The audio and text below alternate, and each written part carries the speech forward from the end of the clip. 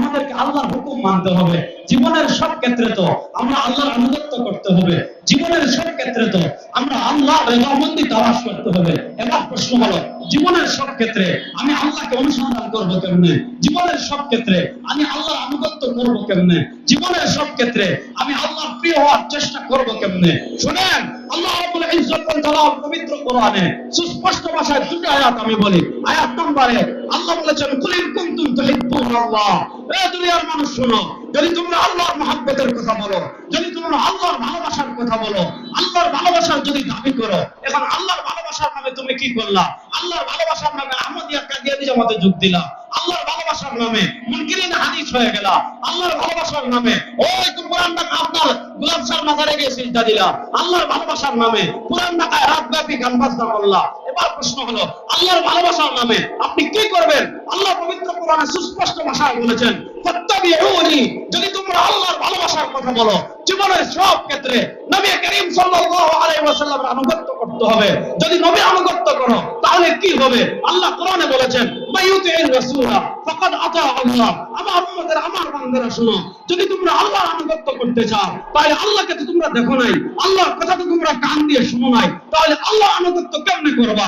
আল্লাহ বলেন, মাইয়ুতির রাসূলা, আরে যে আমার মুস্তাফার অনুসরণ করবে, আরে যে আমার কামলিওয়ালার অনুসরণ করবে, ফাকাদ আতা আল্লাহ। আরে মুস্তাফার অনুসরণের অর্থ হলো, কামলিওয়ালার অনুসরণের অর্থ হলো স্বয়ং আল্লাহর আনুগত্য করা। এবার প্রশ্ন হলো, সরওয়ারে দু আলম সাল্লাল্লাহু আলাইহি ওয়াসাল্লামের আনুগত্য আমরা কেমনে করব, কিভাবে করব? আল্লাহ পবিত্র কোরআনে বলেছেন, মা তাকুমুর রাসূল, আমার রাসূল যা নিয়ে তোমাদের কাছে এসেছেন, ফাখুযু, সেটা আঁকড়ে ধরবে।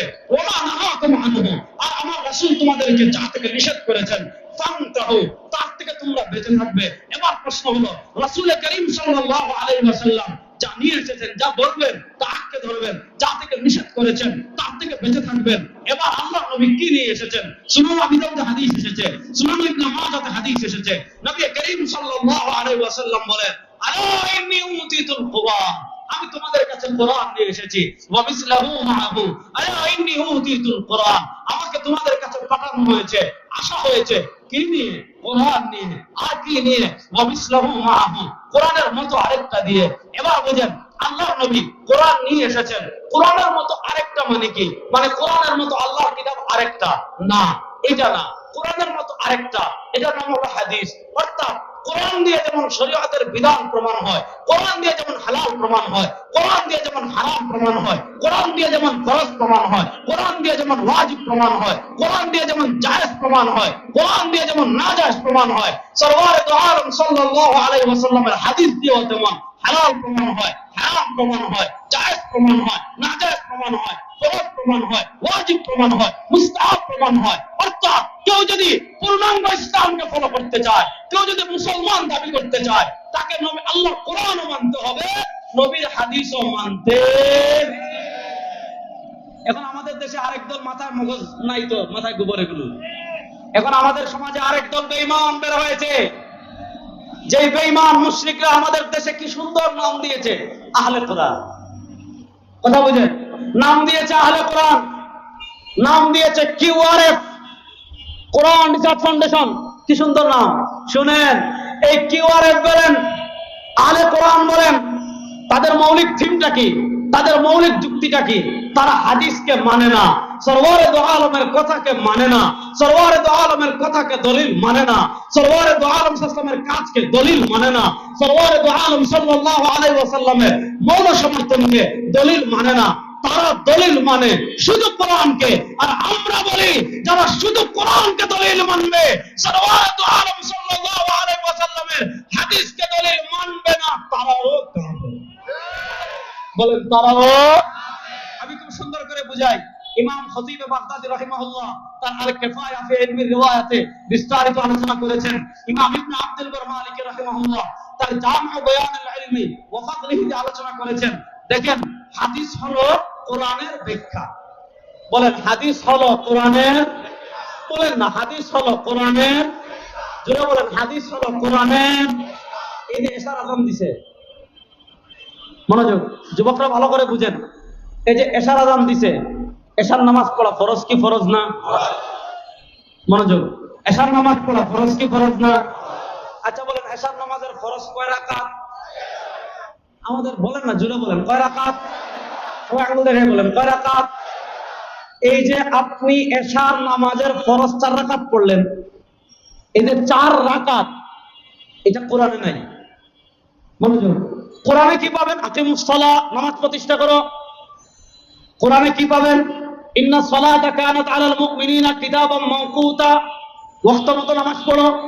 কিন্তু কখন পড়বেন? মনোযোগ, কোরআন বলেছে নামাজ প্রতিষ্ঠা করো। কখন প্রতিষ্ঠা করবেন? কত রাকাত প্রতিষ্ঠা করবেন? কিভাবে প্রতিষ্ঠা করবেন? মনোযোগ, কোরআন বলেছে নামাজ প্রতিষ্ঠা করো, কখন করবেন, কিভাবে করবেন, কত রাকাত পড়বেন? কোরআনে নাই। কোরআন বলেছে আতুজ যাকাত, যাকাত দাও। কিসের যাকাত দিবেন? কতদিন থাকলে যাকাত দিবেন? কতটুকু পরিমাণ থাকলে যাকাত দিবেন? কত পার্সেন্ট যাকাত দিবেন? কোরআনে নাই। কোরআনে বলেছে হজ করো। কোন সময় হজ করবেন? কিভাবে হজ করবেন? কোন কোন জায়গায় গিয়ে হজের আহকাম পালন করবেন? কোরআনে নাই। কোরআনে এসেছে আকিমুস সালাহ, নামাজ প্রতিষ্ঠা করো। কখন করব, কিভাবে করব, কত রাকাত করব, বিস্তারিত ব্যাখ্যা দিয়েছেন সরওয়ারে দু আলম সাল্লাল্লাহু আলাইহি ওয়াসাল্লাম।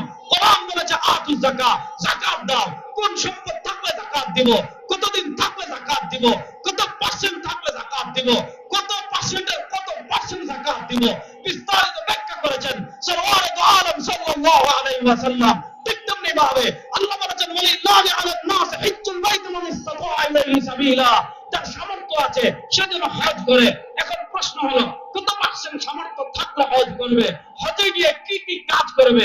কোরআনে নাই। বিস্তারিত ব্যাখ্যা করেছেন সরওয়ারে দু আলম সাল্লাল্লাহু আলাইহি ওয়াসাল্লাম।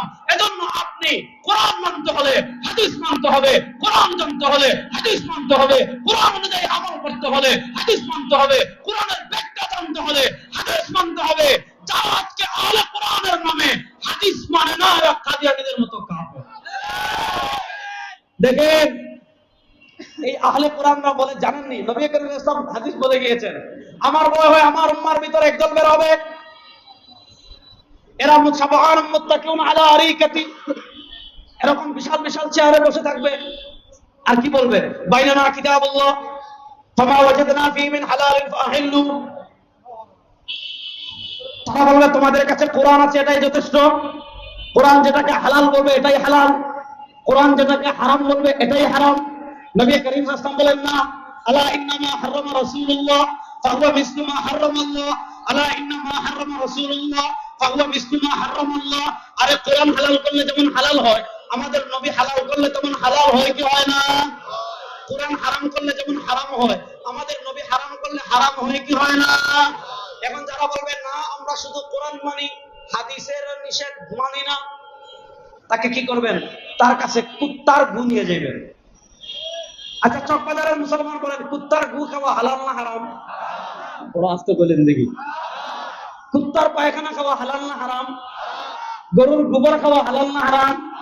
এখন যারা বলবে হাদিসকে শরীয়তের দলিল মানি না, দলিল হলো শুধু কোরআন, তাকে বলবেন ভাই দুনিয়ার সবচেয়ে দামি খাবার কুত্তার গু নিয়ে আইছি, যেহেতু কুত্তার গু খাওয়া হারাম, এটা কোরআনে নাই, সুতরাং এটা তুমি খাও। যদি খাইতে পারো বুঝবে তুমি আসলে আহলে কোরআন, আর যদি খাইতে না পারে বুঝবে এটা হারাম।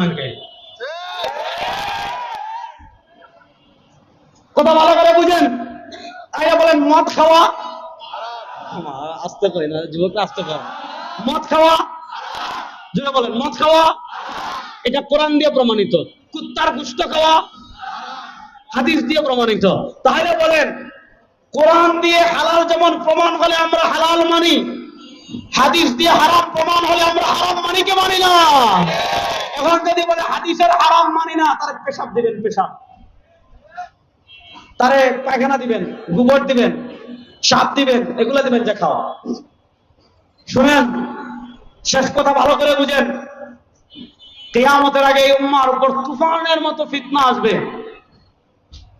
ফিতনা এমন ভাবে আসবে, আগুনের অঙ্গার হাতে নিয়ে, আগুনের অঙ্গার হাতে নিয়ে টিকে থাকা যেমন কঠিন, কিয়ামতের আগে উম্মার উপর এমন ফিতনা আসবে, ইমানের উপর টিকে থাকা অনেক কঠিন।